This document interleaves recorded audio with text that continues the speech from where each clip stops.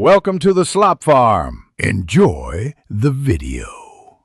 You start by confirming prerequisites and taking the first actionable steps. Create an Upstox developer account and register your app so you get the API key and secret. Next, add a redirect URI and select scopes like orders and portfolio.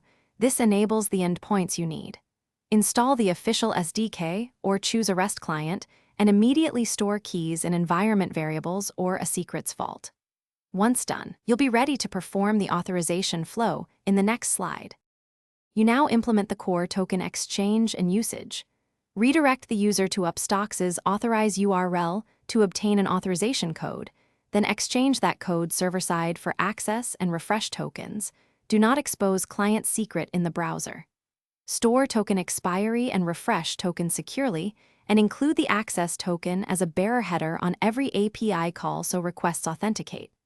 Once done, make sure to implement automated refresh logic to swap tokens before you finish by executing trading and housekeeping steps.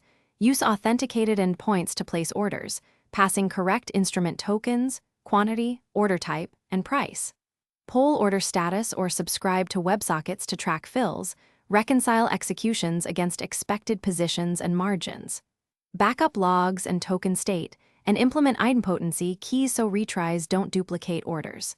If calls fail, inspect 4xx/5xx payloads, check token expiration first, and then retry after refreshing the token.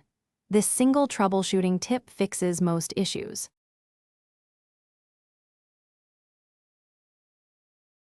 Thanks for watching. Consider subscribing if we helped you today.